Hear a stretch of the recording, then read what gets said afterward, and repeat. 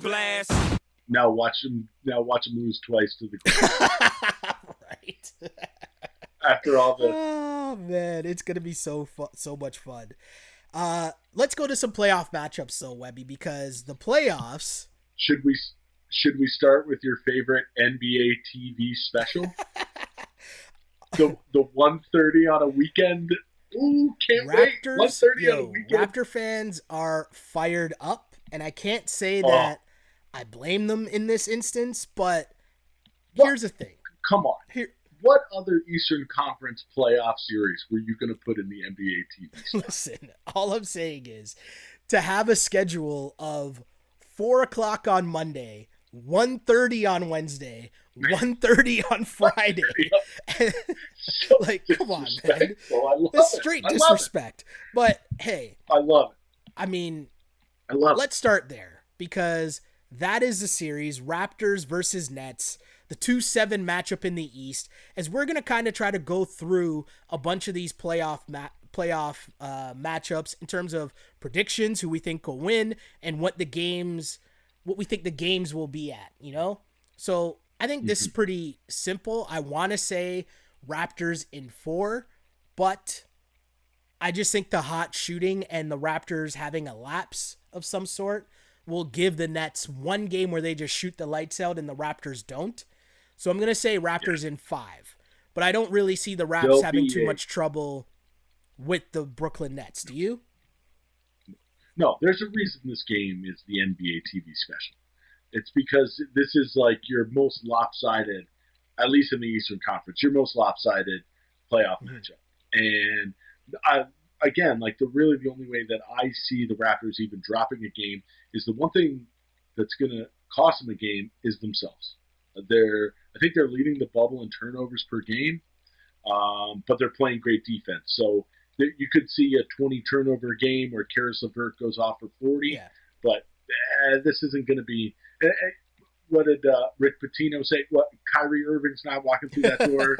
Kevin Durant's not walking through that door. Drake's not walking through that door. Hey, DeAndre Jordan's not even walking through that door. DeAndre Jordan's not walking through that door. Spencer Dinwiddie and all his Bitcoin. No, I'm joking. And who? Damari Carroll. Damari Carroll's on the Rockets. I totally missed that. What? I totally forgot about that. I thought he was still on the net. He's on the Rockets. We're having our own. We're having our own who we play for, and it's not going well. Poor Damari Carroll. But yeah, I totally agree with you. I don't really see this being much of a matchup, but I would urge the Raptors and most teams, but especially the Raptors as we focus in here, to take care of business and go for the sweep. Because playing every other night is going to catch up to certain teams.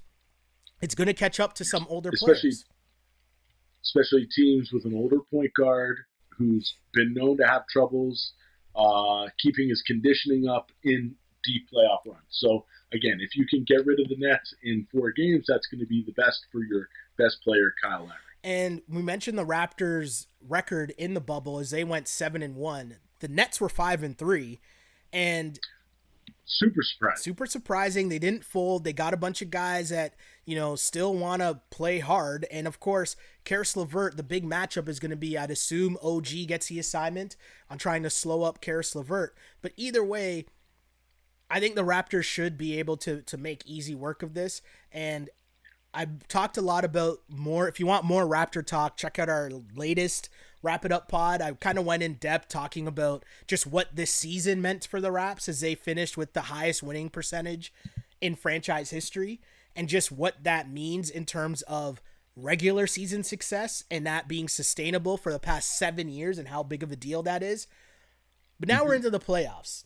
And if you are who we think you are, you take care of business. You got to show out. Sweep City against the Nets. And then we'll regroup and talk about what happens in the next matchup against. No, hold on. Before I go on, in your last Wrap It Up pod, I want to know how much time did you guys spend and how heated did it get about the disrespect the Raptors were shown in being the NBA team? Didn't really talk about it that much because I don't really. No. I don't buy into the U.S. disrespect thing. I feel like, if you didn't get the respect last year when you had Kawhi Leonard and you won the championship, it's just never going to happen. So who cares? Let's give ourselves the respect and talk about the Raptors Right. and what do the voices that, we should be empowering.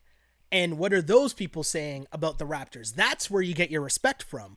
One thing that I almost said on the pod, and I stopped myself because of obvious political connects, but I'll tiptoe around it here the exact same way, is it's all fine and dandy to say it's been 7 years of sustained success for the Toronto Raptors.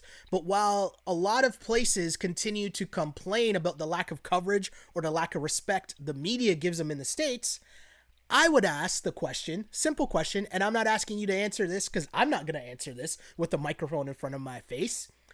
But what's changed in Raptors coverage over the last 7 years of their sustained success? How much has changed in Canada? Has there been more coverage? Oh. Has there been more people, more money invested into covering the team? I'm just going to ask that question, and I'm going to move on to the next playoff series. Yeah. Because okay, you're saying I don't have to answer it because I will. No, because I don't want to then follow up. Okay. I don't want to then follow up, but I'm just going to ask that question because the reason I'm asking that is because we focus so much on the U.S. media and what's going on there and the disrespect shown by the States and the NBA and all that. How about the disrespect shown by ourselves here and how we rep and put on for our team? That's all I'll say because I'm getting too fired up. So I'm just going to move on to the next matchup in the Eastern Conference playoffs, Mr. Andrew Webster. And that is the Milwaukee Bucks, the 1 seed, versus the 8 seed Orlando Magic. Mr. Andrew Webster, how do you see this series play out? Is it just as simple as Sweep City? It's a smash. It's a smash. Yeah. Smash, man. Like Orlando kind of ravaged. Yeah. You would have thought that the only way that maybe they could have won is to have a kind of a crazy 5-tool guy like Jonathan Isaac to have anybody to throw at Giannis. Maybe he could do it being like one of the best defenders in the league. Like low key, Jonathan Isaac can put the clamps on you pretty hard no matter what position you play. But he's out. And then after that, it's slim just pickings. It's pretty grim. You're relying a lot on Terrence Ross, which is not going to help. You're relying on Terrence Ross in 2020, which is even more. It's a tough one for sure for the Magic, and losing Jonathan Isaac basically gives them not much of a chance against Giannis and the Bucks, who that's a team that will take care of business. I think just the way that they play consistently, it is kind of a lights out thing where they're just going, and they're not going to let up. Giannis in full force. Giannis, when he was on the court and when he wasn't headbutting people, appeared to be a man on a mission, right? So yeah, he was. If he played over 20 minutes, he was going to get 30 points. It's just if he, headbutted somebody or the game was such a blowout that they just took him out. Yeah, no, totally agree, my dude. Totally agree. So we won't spend too much time there. Kind of think that it's Sweep City for the Milwaukee Bucks. So we'll move on to the 3-6 matchup, which I think you might be pretty interested in. The Boston Celtics against the Philadelphia 76ers. Boston, for those who might not know, went 5-3 in the bubble. And meanwhile, the Sixers went 3-4 in the bubble, but they're playing right now, right? Yeah, and they're up by like 30. Cool. So let's say they finish 4-4 in the bubble. How do you see this one shaking down, and how disappointing is it that we won't see Ben Simmons out there for the Sixers? Yeah, I mean, the last time I was on this pod, I was saying how the stats had kind of borne it out that they're actually a better offense with him not on the floor, but in a 7-game series against a team like the Boston Celtics, you need all of your horses in the stable. And to take out such an important one like Ben Simmons, I just think Boston has too much. I don't think they're a great, amazing team, but when you're just going to keep constantly rolling out like the 2 wing kids and then Marcus Smart and Gordon Hayward and Kemba Walker when he has played has looked amazing. Yeah. I mean, the only real hope that the Sixers have is if if Embiid can go like legit Dikembe Mutombo mixed with Hakeem Olajuwon and just absolutely take over the series. But the problem with Joel Embiid is like he might look like that for a game, but in game two, he's going to disappear. Exactly. You know, so are we going to have a Shake Milton game? Are we going to have a Matisse Thybulle game? I hope so, because that's really the only way that this series is going to get elongated past. I hate to say it, and it's so bad because I'd love to come out here and say that, yeah, the Sixers are going to win in 6 or 7, but I see Boston winning in 6. I think Philly will play well enough in 2 games to steal. Maybe they steal one and they win one just outright. Yeah. But man, the coaching, the coaching definitely favors Boston. The wing play definitely favors Boston. The guard play definitely favors Boston. The only thing that really the Sixers have is the big man. So hopefully he comes out and shows out and goes absolutely nuts. But at this one, I see Celtics in 6. Yeah, I'm gonna give you here Boston in 5, and the reason why I think Embiid will have the one game where he's just unstoppable, because if there is one weakness for the Celtics, it would be forward play. It would be the center spot. And even as you look forward to the next matchup, if the Celtics end up facing the Raptors, one of the things you could see is Serge and Gasol playing in the front line just to slow down the game and really pound the post, right? But if the Celtics were to lose to the Sixers, we talk about it all the time. We say Shaq numbers, right? And that's basically from prime Shaq in the playoffs. He's putting up like 30 and 20s, 40 and 20s in the playoffs when need be, night in, night out, like just going to work. That's kind of what we talk about now, what we would like to see from Anthony Davis, which we'll get to in a bit. But Joel Embiid, if they have any hope, he has to put in mega work. And I don't know if he can do it. As you said, he might do it for one game. Physically, he can do it. Yeah. Physically, he can. Yeah. Like, can he get himself over and keep himself motivated and in the series? I hope so, but I don't know. It's tough. Man. I don't know, because there just seems to be something off with this team. Because I think even without Ben Simmons, if you told me that team still starts Richardson, right? You're telling me you still have Richardson, who's a solid NBA starter. You still have Tobias Harris, Al Horford, and Joel Embiid. That team should be able to give anybody in the East a go. The reason why everyone's so hesitant, you watch them once. You watch them play together, and there's just something off about that team. That the chemistry's off. It just, something's there that's weird. And Joel Embiid kind of alluded to the locker room being a very different place without JJ Redick and Jimmy Butler. But we also know those guys had issues when they were there as well, in terms of Brett Brown. So there's just a lot going on in Philadelphia, and it might be better in the long term if they do lose 4-1 in a series, and then you let Brett Brown go and let some other coach with fresh eyes come in and put their spin on it. And I was watching some Sacramento Kings, don't ask me why, but man, would De'Aaron Fox and Buddy Hield look great in 76ers uniforms. Yeah. It's just super interesting. And if Ben Simmons becomes healthy, do you consider trading one of them? There's just a lot of question marks there. Whereas to me, if I look at the Celtics, if Kemba Walker is healthy, that's going to be how far Boston goes in the playoffs. It's going to depend on the knee of Kemba Walker. So we both are taking the Celtics there. So let's move on to the 4-5 matchup, which... This is the one. Well, the headliner here is TJ Warren versus Jimmy Butler. But let's be serious. The two teams, Pacers, who went 6-2 in the bubble, against Miami Heat, who went 3-5 in the bubble.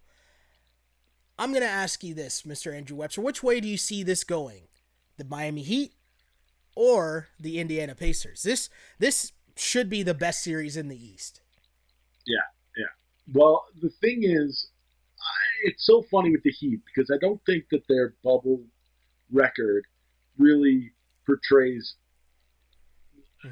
really says a lot about what this team is, because I just think that every game it seemed like this guy's not playing, these two guys aren't playing, oh, this guy is now playing. Now there was such a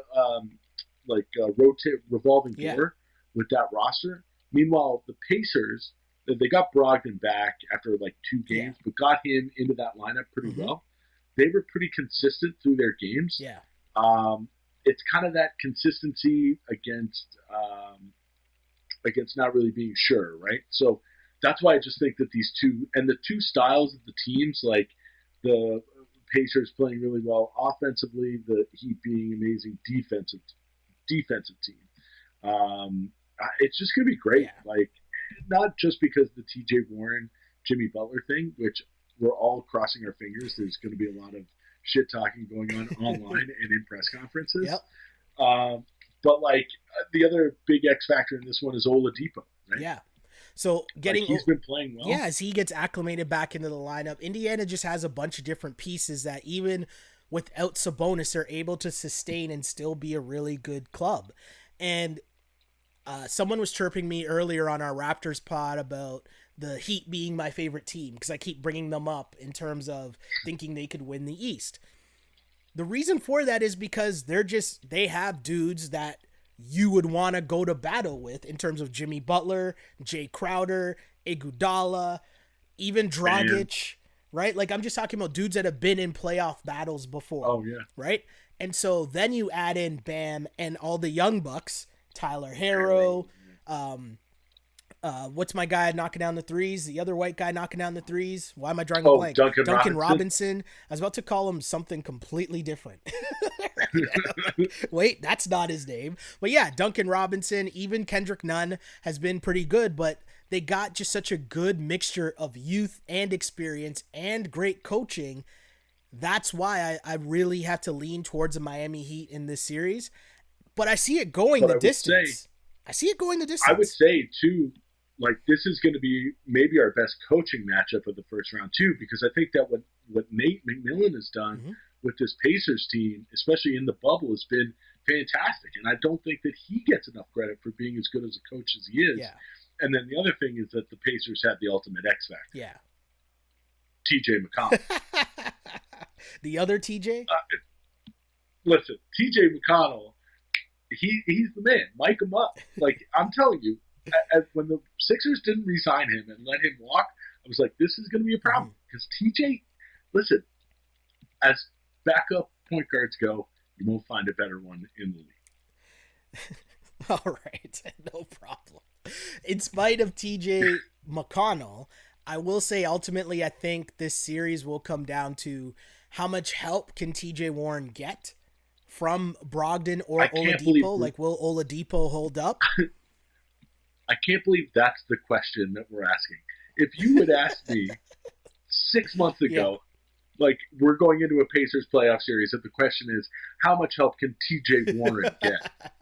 It's insane. It is insane. It's insane. But that's what makes the NBA incredible, because stars get made, right? Just in the machine that is the NBA. Too, we talk about Butler and Warren, but I think Turner and Bam, that's going to be a pretty good matchup as well. Yeah. Like, that'll be a good one on both sides of the ball, those two going at each other. Well, the problem... There's just a lot of good matchups. The problem the Heat have had a lot is the fact that sometimes they need someone else to help Jimmy get buckets, right? Like, if Jimmy doesn't have it going and you know, he's kind of... If Jimmy's going to be the one to close... Who's going to be doing the consistent scoring the other way? Because we know Miami's going to want to grind it out and play defense and play kind of like your old school kind of NBA basketball where you might get some scores in the 90s, right? But you still got to get to that point even. So if Jimmy's giving you 20, who else is also giving you points? And you're relying on a lot of young guys to score because the vets... Like, Crowder's not going to score that much. Iguodala's not going to score that much. So you're relying on Bam for sure, and then Dragic, and you need the other young bucks to hit threes. So it'll be super interesting, but I think I trust Spo to come up with something to work for the Heat, and that's why. And you're saying Heat in 7? I'm going to say Heat in 7, yes. I think I see this going the distance. It's a hard-fought series. That's where I'm going. I'm going Pacers in 7. Okay. I like it. On blast. This is Ball on Blast, part of the On Blast Podcast Network, available on iTunes, Spotify, SoundCloud, and YouTube. If you like it, then subscribe and tell your friends. Holla. On blast.